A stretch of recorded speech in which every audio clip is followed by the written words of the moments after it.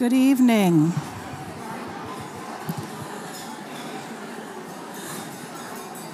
Good evening.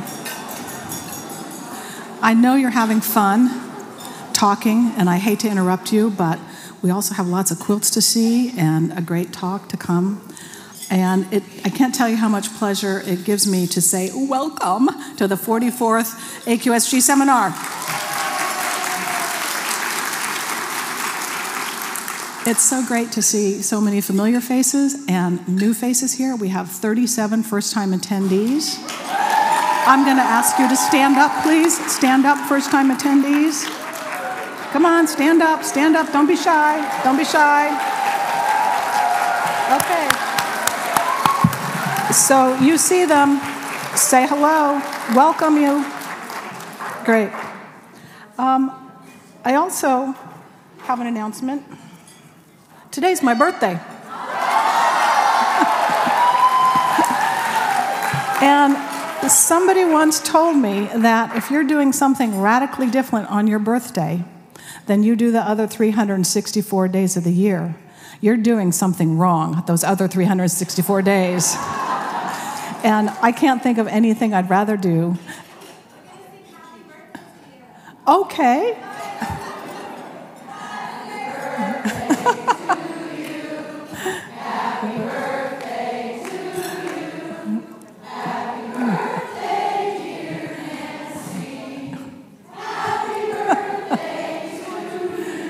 Thank you, thank you, thank you. That's so sweet. Okay, now I'm going to cry, and you're going to make my mascara run. I can't think of anything I'd rather do than be surrounded by people who are passionate about quilts, quilt history, quilt-related research, old friends, new friends, longtime friends, and thank you. So I'm going to take this hat off now, because I'm putting on my other hat. I also want to say, we wouldn't be here if it weren't for the fabulous seminar co-chairs,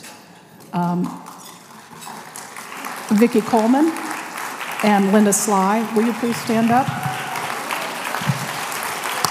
Okay. And I'd also like for their committee chairs to stand up. Come on, committee chairs. And thank you. Because, being seminar co-hosts is a lot like a duck. You're calm on the surface and pedaling like hell underwater. So thank you, everybody. And seminar co-chairs, Vicki has a gift for you, so if you want to make your way over there, she has a treat for you. I also want to say we wouldn't be here if it weren't for this fabulous board that I am very blessed to be able to work with. So will the executive committee, the board, and staff please stand up? And thank you for all that you do.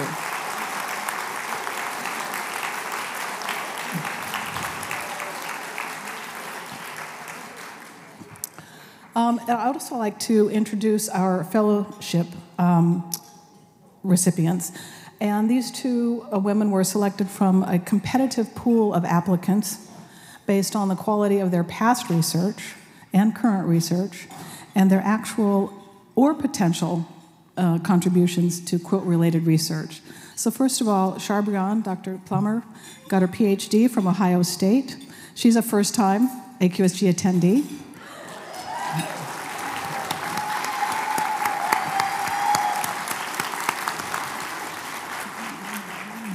Among other things, she's an artist, a strategist, a storyteller, an educator with over a decade of experience in arts and community engagement roles. Her upbringing in southern Louisiana informs her interest and investment in how culture and ancestral memory act as influencers of personal expression and contemporary work, specifically within the African diaspora and the global South. So welcome. And Dr. Amanda Sikarsky, where are you, Amanda? I can hardly see up here. Where are you, Amanda? There you are, back there. You might remember Amanda presented her paper on Erica Wilson and the quilt revival in 2015. She got her PhD from Michigan State University and is a fashion scholar whose work explores the intersections of dress with popular culture and the digital. She's published 4 books. 4 books? 4 books already? And they're available on Amazon for you to check out. She's out currently a lecturer at University of Michigan in Flint, where she teaches courses in fashion, art history, and Asian studies. So welcome. Congratulations, Amanda and Charbion.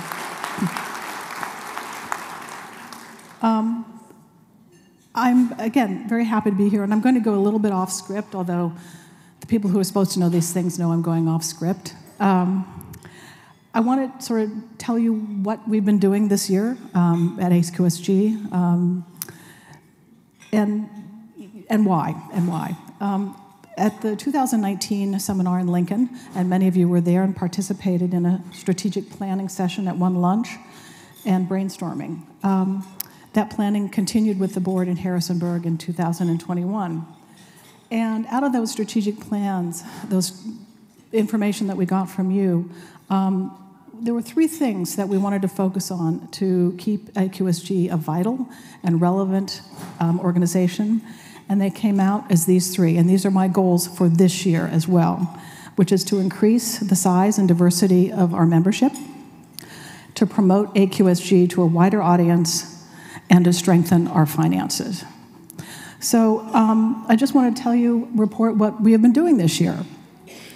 So to help increase the size and diversity of AQSG, the board has been working with the YWCA in Minneapolis, who has a program called Include, Diversity and Inclusion, and the consulting. And so for those of you who attended the panel yesterday with Leslie Levy of the International Quilt Museum and Karen Cooper of the Modern Quilt Guild, you got a glimpse of what the board has been learning about themselves and the organization, and what we can do to be more inclusive and welcoming to all.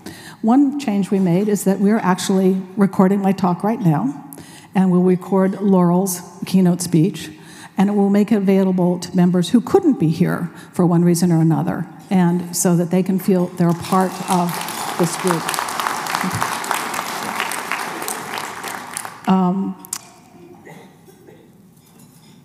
We're also looking at other policies and procedures that are kind of may unintentionally exclude people from participating fully in all that AQSG has to offer. The work is ongoing. It never ends. It never stops. But we feel it's important to keep AQSG vital, relevant, and welcoming to all. The second goal, which is to promote AQSG to new audiences. And some of you may have read already in the news and notes that I am thrilled AQSG will present its first ever quilt exhibition at Houston Festival that's coming up. Yeah. And I thank Lisa Erlinson for organizing it, and to all of the members who have generously lent their quilts for the show. And we're going to show a wide range of all that AQSG has to offer, from 19th century regional styles to 20th century African American quilts to, and those of you who heard Jody Bratch talk about her Equal Rights Amendment quilt, that will also be there if you didn't have a chance. Too bad for you. If you didn't see it today, you can come to Houston and see it. We want to brag to the almost 60,000 attendees at Houston about all that AQSG has to offer. This is made possible through a generous sponsorship by Quilt Folk, and to those of you who contributed last year to the Fund a Need at the auction. Lisa and I also did interviews with Alex Anderson of the Quilt Show, and those will be appearing sometime. It's called Facebook Live. They are actually recorded.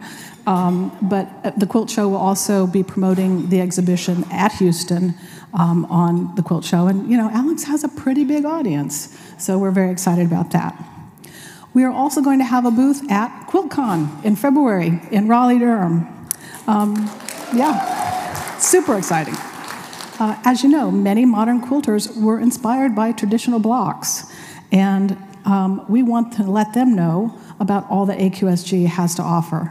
And, even though they might, quote, just be quilt makers, they want to know about quilt history, and I think it's an audience we also want to reach out to and let them know all the wonderful things that we can do. So the third way we want to reach new audiences is through our publications. uncoverings and blanket statements are this incredibly valuable resource that this organization has created over the last 43 years. I mean, it's just amazing. As I look at the rows of books on my closet, I think, wow, I wish this could be available to everybody. So, yes, the articles are on Quilt Index, but they're kind of hard to find and they don't have images. If you are a scholar and your university subscribes to EBSCO, which is a subscription service, you can search on uncoverings and find maybe an article. Still no images. We're a visual art. We need those images. So this summer we consulted with copyright attorneys, and we're optimistic that we can make our publications available online, searchable by word, with images. And we hope, so that I was just having a conversation and somebody said, well, you know, we should list our members by their specialty. And I said, well, some have many specialties. I said, but soon you'll just be able to white work, coverlets, boom, they come up. So again, I'm hopeful.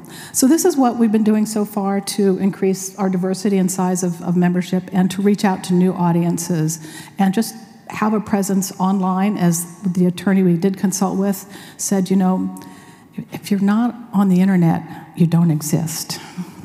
We're going to exist. So the third area I've been focusing on is financial stability.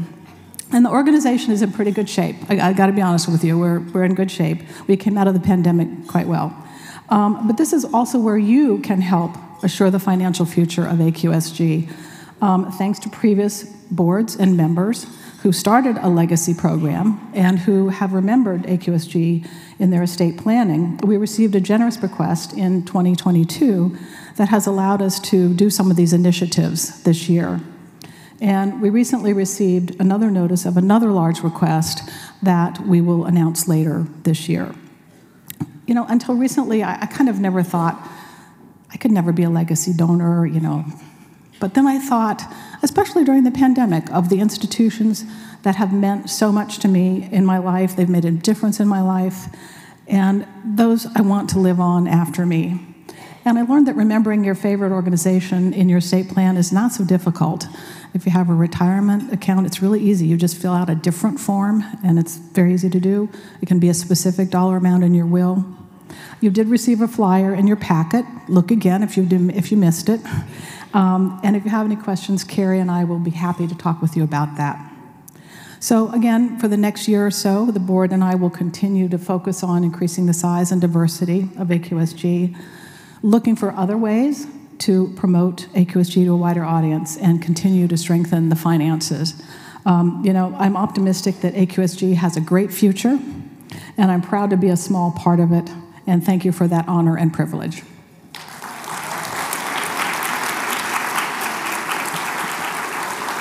So, now to the main event.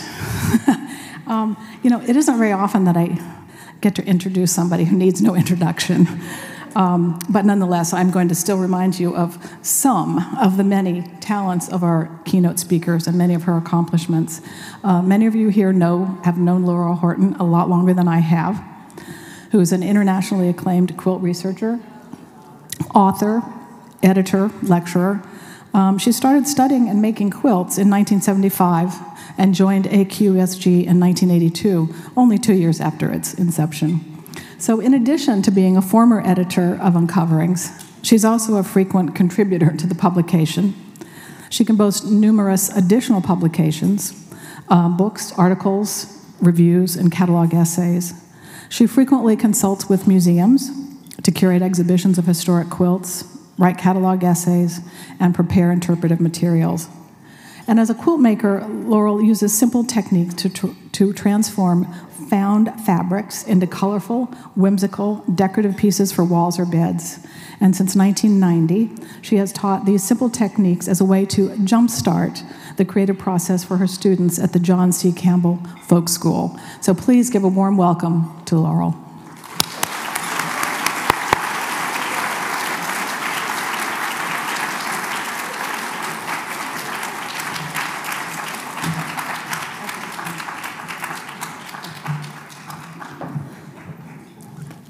Thank you, Nancy, for that lovely introduction.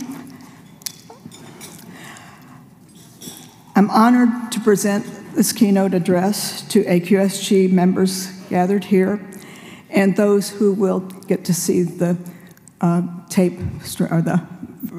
video streamed. I also want to recognize members of my Horton family who are present here, including my four siblings, nieces, and a first cousin.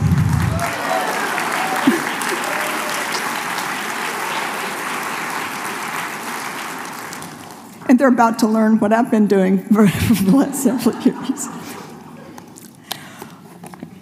So why quilts? How did it happen that we have all come together through this shared interest? Each of us has followed their own individual trajectory, and I'm taking this opportunity to trace my own path, and it's been an interesting experience.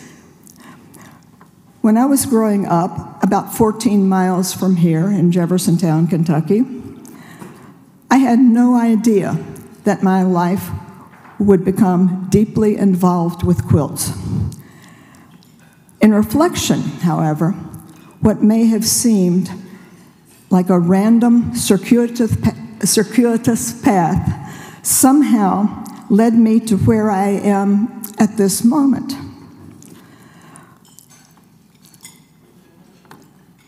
All the various influences, including events, decisions, personal interactions, and serendipities, all seem to have coalesced to direct me toward quilts.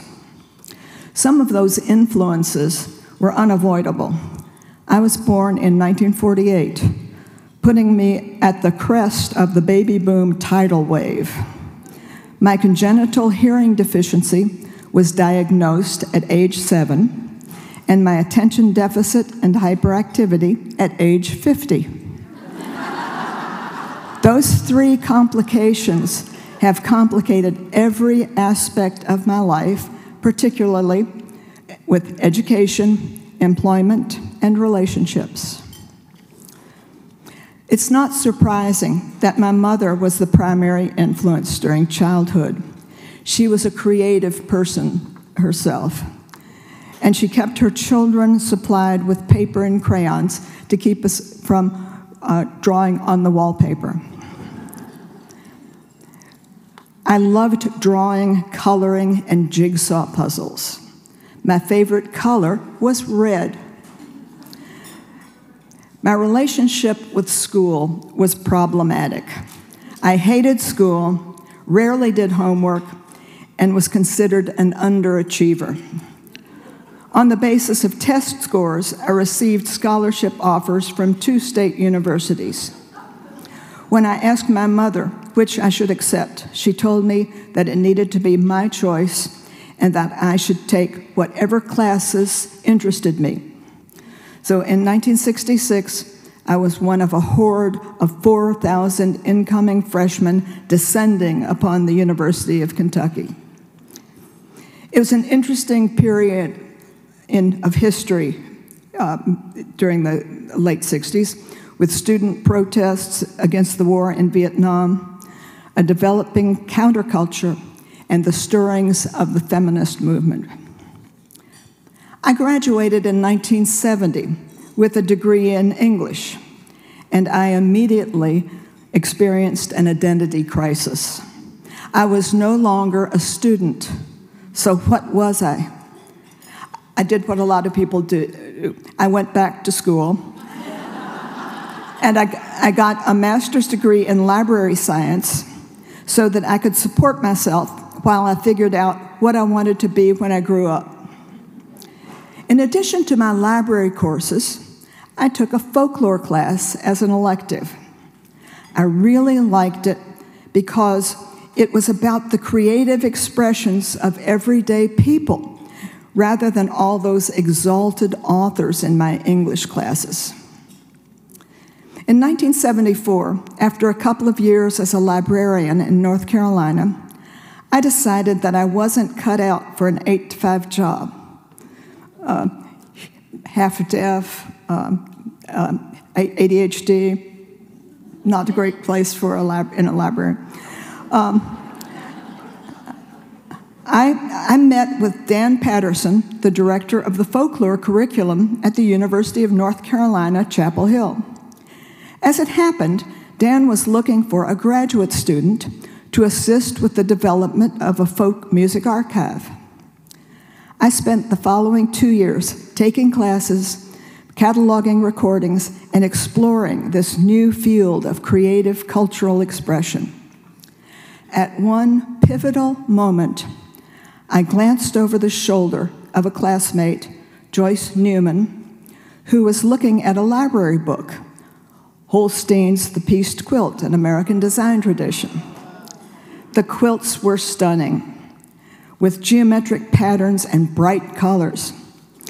For my final paper and oral presentation for an anthropology class, I conducted a structural analysis of Amish and non-Amish quilts.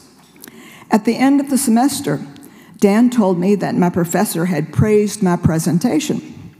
Then Dan spoke the words that launched my life's work. You know, you could do your thesis on quilts if you want to. Of course I wanted to. It was a bolt of the obvious, but I had not seen it until then. I had already been introduced to the idea of quilts as a tradition of women's creative expression from an article, Quilts, the Great American Art, written by Patricia Maynardi and reprinted in Ms. Magazine in 1973. In contrast with some early feminists who disdained sewing as symbolic of women's servitude, Maynardi reframed quilts as the legitimate feminist ancestry that those interested in women's arts in the 1970s were so avidly seeking. In preparation for my thesis, I drew my reading list from the bibliography in the Orlovsky book, Quilts in America. I read every available book about quilts, which was actually possible in 1975. The following semester, I conducted field work in one North Carolina county, photographing quilts and interviewing the makers and owners. My professors knew less about quilts than I did, but they looked at my slides, listened to my thoughts, and offered encouragement. When I faced the daunting task of actually writing my thesis, Dr. Terry Zug helped me outline the chapters and content, and Dan corrected my punctuation and rewrote my sentences in active voice. This combined editorial training became very useful later on. A third reader was the instructor in my historical geography class. My thesis, Economic Influences on German and Scotch-Irish Quilts in Rowan County, North Carolina, was a modest effort, but it was a start. In 1976, Joyce Newman and I drove to Philadelphia for the annual meeting of the American Folklore Society. There were no papers about quilts. In fact, there was only a single session for women's folklore. I wasn't the only one who noticed. A couple of years later, I attended a Women and Folklore conference, also in Philadelphia, and presented a paper based on my thesis. There I met other textile people, including technology historian Rachel Maines and filmmaker Pat Ferrero, who had produced the film Quilts in Women's Lives. At Dan's suggestion, Joyce and I applied for and received a youth grant from the National Endowment for the Humanities to conduct field work in additional North Carolina counties.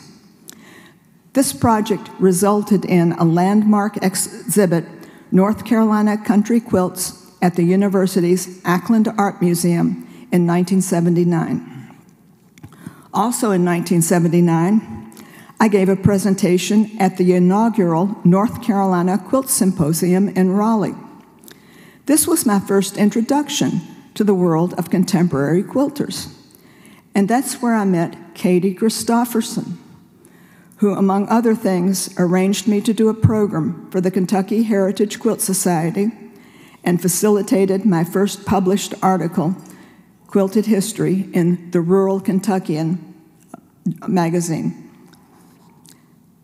In 1980, I met Bets Ramsey, whose annual Southern Quilt Symposium in Chattanooga introduced me to quilt makers and lovers from near and far. That summer, in 1980, Bets mailed me the announcement of the inaugural meeting of AQSG, on which she had written, "I'm going." I confess that at the time, I wondered what people way out in California knew about quilts. I met Sally Garrett at the 1983 Southern Symposium. When I saw those little blue volumes of uncoverings, I joined up on the spot. During the 1970s, Sally had visited numerous museums and libraries, searching for information about quilts. The staff in those institutions didn't recognize quilts as a serious research topic because of the lack of scholarly sources. Sally set out to encourage people to conduct research on quilts, present papers, and have them published. For those early volumes, Sally engaged in a good bit of arm-twisting and hand-holding among her friends. Those early articles were modest, but they were a start. I attended the 1983 seminar, which introduced me to other researchers, including Barbara Brackman, Questa Benberry, Joyce Gross, Lucy Hilty, and Virginia Gunn, and others. Afterward, I went home with Sally, and we sat at her kitchen table and talked for hours.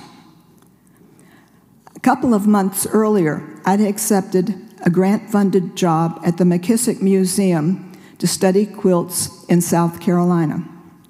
The Kentucky Quilt Project was a primary influence for McKissick's proposal, as was our NEH project in North Carolina. Earlier, they had requested a letter of reference for the McKissick project, and I wrote that. And it was that grant project was originally designed for a graduating work-study student. But when she accepted a library position in Georgia, McKissick offered me the job. Another serendipity. I spent the next several years commuting from my home in Seneca in South Carolina to the museum in Columbia, and from there to other parts of the state.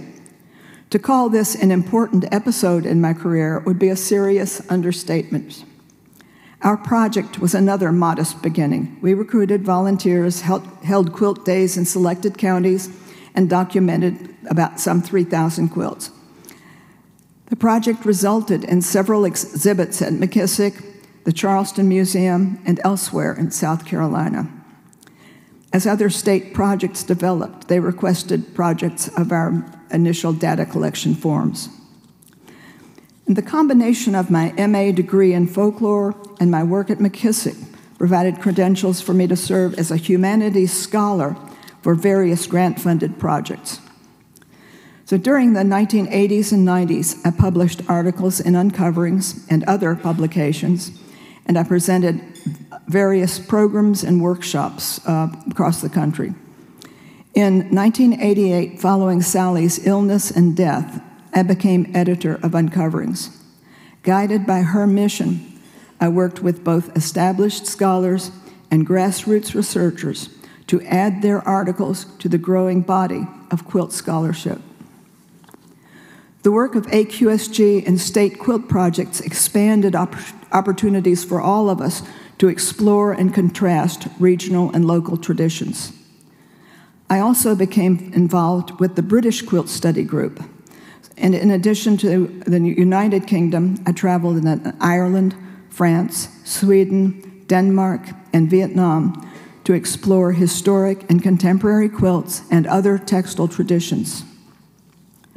After several years of examining and writing about quilts, I wanted to do more than simply describe each quilt and identify the maker. I wanted to study a group of related quilts in the context of the makers, communities, and relationships.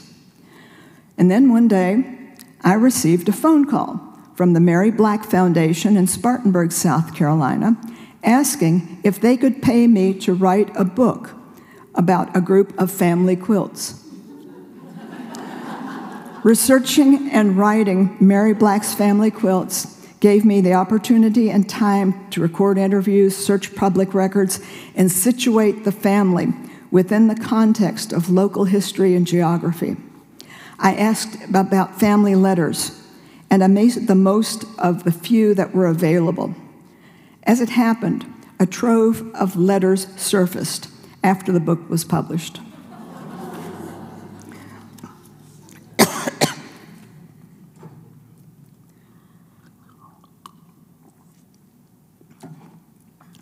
When I was writing the Mary Black book, I pointed to evidence that earlier generations of women in the family might have made white whole-cloth quilts. Looking for a source to cite, I was surprised to find no significant research on the subject. There were numerous suppositions about hope chests and weddings, but no documented evidence. In January 2006, I decided that white bed covers would be my next research project.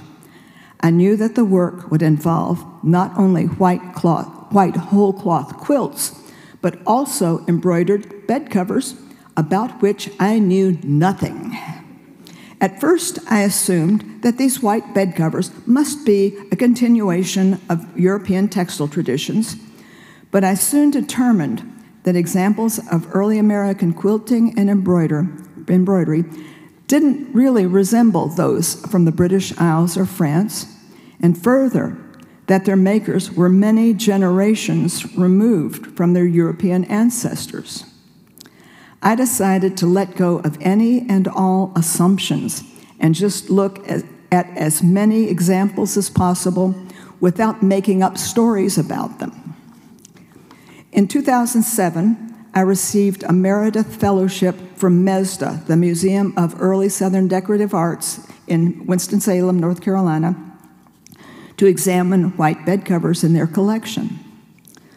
The following year, I spent a month as a research fellow at Winterthur Museum, where I had access to a fine library, archives, and online databases, in addition to the textile collection. By then, I was looking not just for white quilting and embroidery, but also for woven white counterpanes. A serendipitous event led to this realization. On my way to Winterthur, I visited Dan and Beverly Patterson at their home in Chapel Hill. They asked about research, and they listened as I chattered on about white quilts and embroidered counterpanes. When I stopped for breath, Dan asked, "Are you interested in woven white bed covers?" I responded, "I don't know enough not to be interested." He showed me a family counterpane unlike anything I had seen before. It looked like embroidery, but it was clearly woven. Not only did I realize that I needed to include white woven bed covers in my research, but also that I had inherited one, made by my third great-grandmother. The story of this counterpane was published in last year's Uncoverings. If you haven't read it, you should. So, by the time I arrived at Winterthur, I was not surprised that the textile curator, the incomparable Linda Eaton, much missed, she had included woven counterpanes in her list of white bed covers. In addition to examining and photographing textiles, I made good use of the library. As part of my exploration, I was looking for information related to two specific questions. The first was, where and how did tufted embroidery, later called candlewick, develop? The second question was, why were early American women making all these elaborate white bed covers? For the question of tufts, my primary source was Keep Me Warm One Night, Early Hand Weaving in Eastern Canada by Harold and Dorothy Burnham. They traced the designs and construction of North American tufted bed covers back to the hand-woven counterpanes manufactured in Bolton, Lancashire, in England. For the second question, my primary resource was Dr. Mary Lynn Norton's book, Liberty's Daughters, The Revolutionary Experience of American Women, which provide detailed references to women's home textile production. I not only found material related to both questions, but I discovered that the two questions were connected. Patriotic American women were making their white bed covers in support of a boycott of imported British textiles, which included white tufted counterpanes woven in Bolton from American cotton. In 2012, I visited the Bolton Museum. My visit was facilitated by Erin Beeston, a young staffer who arranged for me to photograph Bolton counterpanes in their collection and then helped me navigate the archives. Among other documents, we found a record of Harold Burnham's visit in 1972, as well as correspondence from Sally Garrett related to her 1982 Uncoverings article, Marseille Quilts and Their Woven Offspring. When I returned home, I emailed Erin and asked if she would be interested in collaborating on a paper for the British Quilt Study Group. She had little experience with textiles, but she welcomed the opportunity for in-depth research. Throughout 2012, we collaborated by email. Erin scoured regional archives and uncovered obscure documents related to the counterpane weavers and their work. I read up on the British Textile Revolution and combined our material into a paper. Ours was the first new research on Bolton counterpanes in 40 years. A month after our BQSG presentation, we gave our paper again at the Bengal to Baltimore conference at Colonial Williamsburg.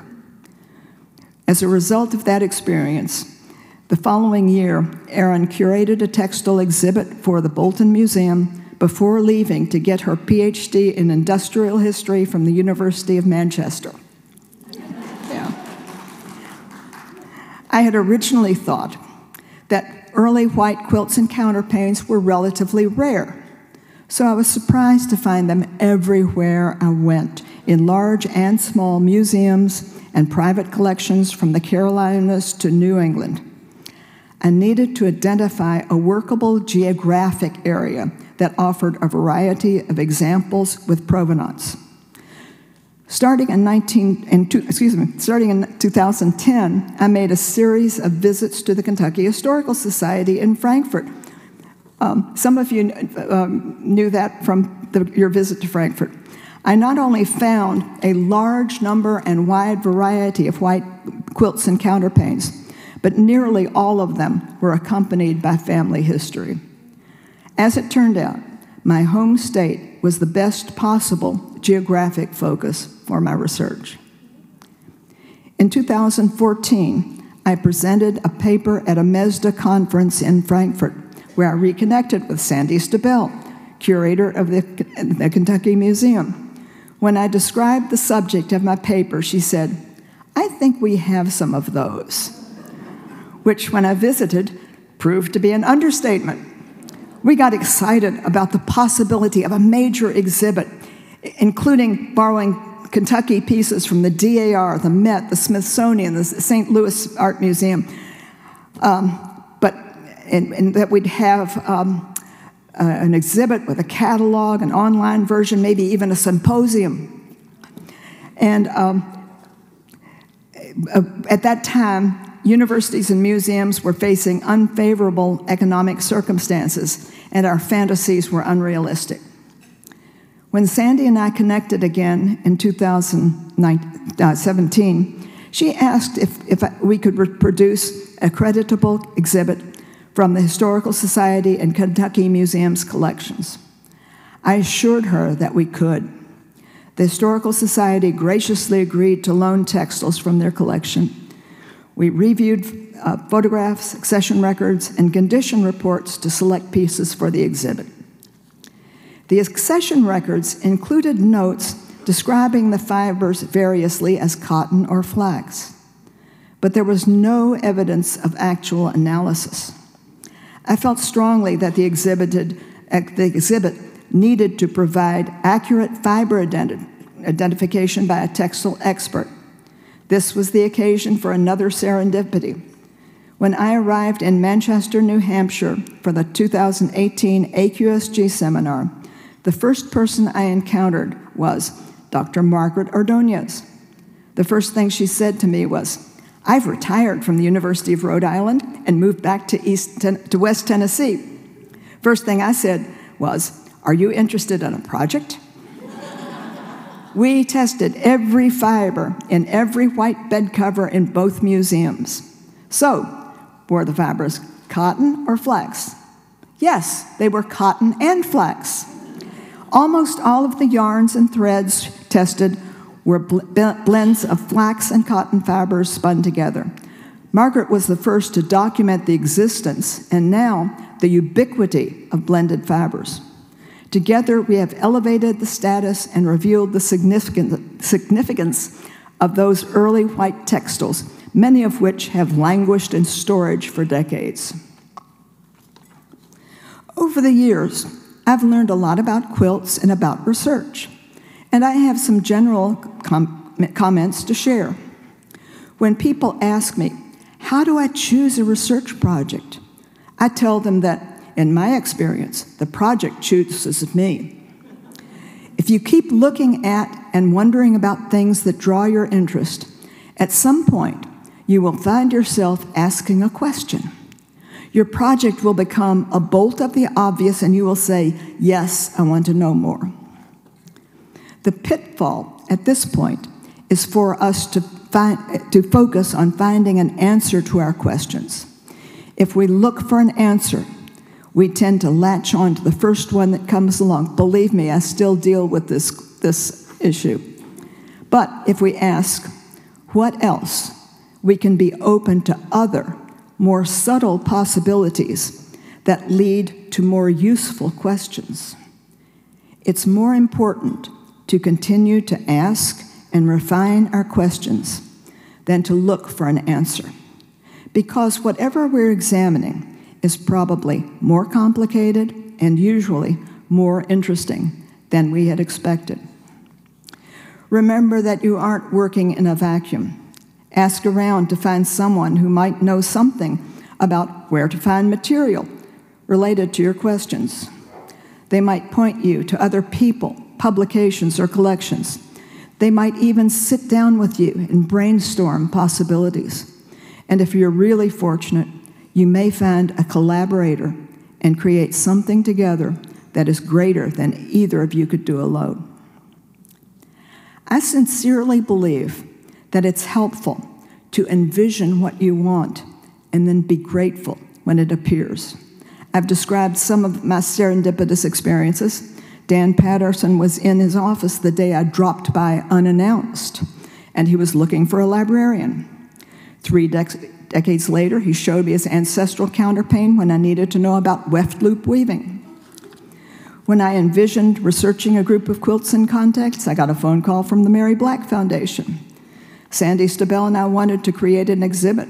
It took a while, but she and her staff produced results way beyond my expectations. When we were in need of a textile chemist, Margaret Ordonez, the best person imaginable, was available and willing. For these and many other blessings, I am deeply grateful. So, what have I learned? Well, among other things, you never really finish a research project. You just stop working on it for whatever reason. There's always more, but at some point you need to let it go. There are questions you didn't ask. answers you accepted too soon, other priorities impatiently demanding your attention. Also, you never get it completely right.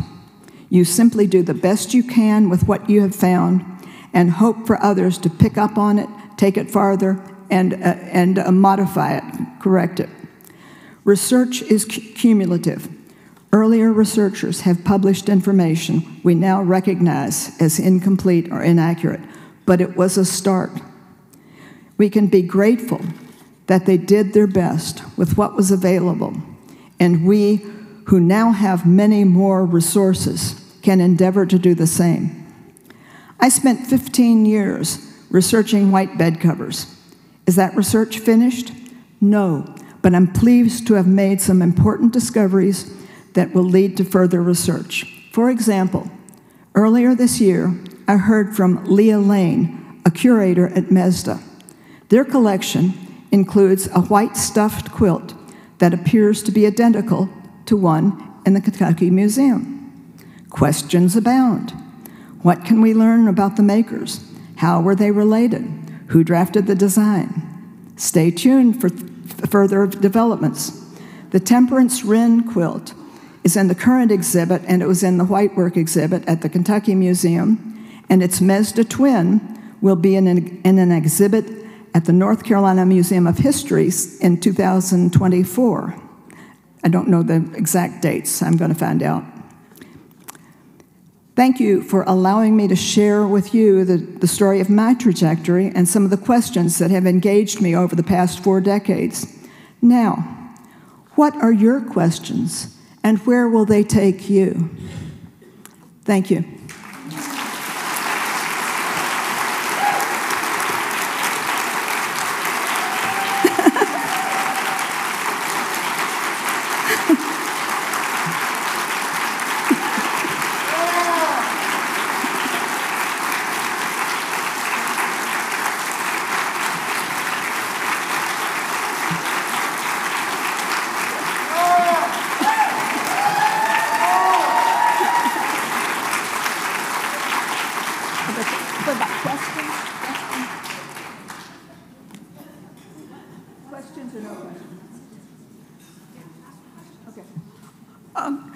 What are your questions? Does anybody have a question that I could actually answer?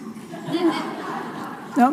Why don't we, if you have, I want to, Sue Rivers has a quilt that she bought years ago, and it looks identical to one of the quilts that was in the Whitework exhibit, and to the two that are in the DAR museum. So, you know, you put something out there, and sometimes you find, well, hey, I've got one of those. So you know, things happen. Put your stuff out there and see who salutes. Thank you.